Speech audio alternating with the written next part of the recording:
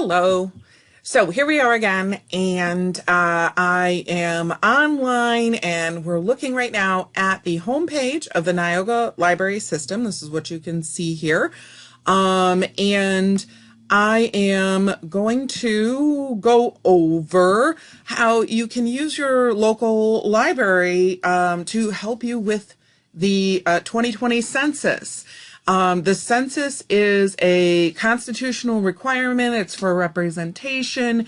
The first census was actually done in 1790 and has been done without fail every 10 years from then on. And with all the craziness that has happened in 2020, the census is still a big part of this. It's a huge thing for, like I mentioned, representation, funding, studies, trends and data. It's a huge thing. So, if you'll get a little postcard or a letter in the mail. It's official. It is from the United States government. We have a whole census department that takes care of the counting.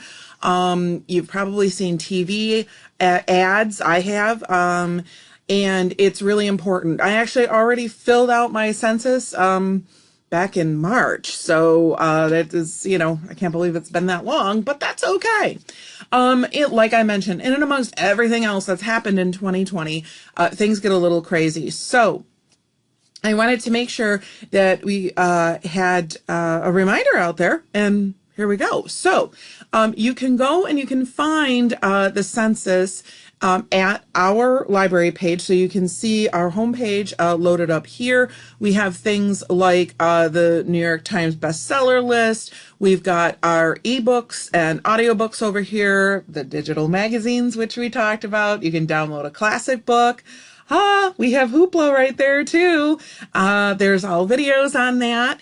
And as I scroll down the web page here, now looking on the towards the lower right-hand side of the web page, there's a nice little block button that says United States Census 2020.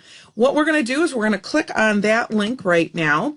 And when we do click on that link, what's going to happen is we are going to go right to the official 2020 census website, and it is my2020census.gov. So it's my2020census.gov. Okay, so my2020census.gov. And if you have the little postcard, you'll have a little 12-digit identifier on there. It's unique to your household. If you don't have it, that's okay. We'll take a look at what you can do. The census is fully in English and in Spanish. There are a lot of other languages as well. There are 59 languages that the census is in as far as the instructions for how to fill it out. And if you ever have any questions, we are going to go ahead. You can always call in. You can use the census, the form I'm going to show you online, or you can wait for someone they call an enumerator, a actual census worker, to come to your door and fill out the census. It's really important. Okay, so just looking at this, it says here, getting started, you must complete your questionnaire once you begin. If you leave the questionnaire and return later, you'll have to start over. Do not use the web browser buttons, back, forward, or closing the browser. Use the buttons within the questionnaire to navigate. And for the best results, use the latest version of Chrome, Firefox. It says Internet Explorer. Edge. Edge is the new browser by Microsoft, not Internet Explorer, but okay, or Safari if you're on. That's the native web browser to Apple devices. Okay, do enable cookies. Don't worry about those. It's usually all of the browsers already set at like a medium level, so you don't even have to worry about that. They've got that there, but you're fine. Okay. So let's take a quick peek here. I'm going to go right over to the button where it says Start Questionnaire. And right away it asks you to go ahead and log in. And if you have that 12-digit census ID that's on the materials that were mailed out, it might be on a little postcard or a letter, use that. Let me just show you. It says, where can I find my 12-digit census ID? And here you can see on the screen, there's the letters, the postcards here, and here is on the right-hand side what they call a notice of visit, that they'd like, the enumerator would like to come and talk to you just about the census, okay? And there is no, there's no money. They're not asking you for anything. It's all paid for with federal funds. They do have, I know, official ID badges if someone comes to your door, and they have official tablets that they're using that to enter the data, and they're wiped at the end. Deleted at the end. They might wipe them too for cleanliness or whatnot, but nobody else touches the tablets but that enumerator. So there's a lot of official things that go into it. Okay. But what I'm going to do now is so this is where you can find that 12-digit ID. Now, if you don't know where it is, or you're not sure, if you do not have a census ID, it says right there, click here. So I can click on that. And the part we're at, there's address verification, there's household questions, people questions, final questions, and then you're done. I believe, if I remember correctly, it took me about 10 minutes to fill out the census. And it was very quick and very easy. There's only a few people in my house. But remember, the census is supposed to be a snapshot of who is in your household on April 1st, on one 24-hour period. These have been pushed back again because of everything that's going on here in 2020.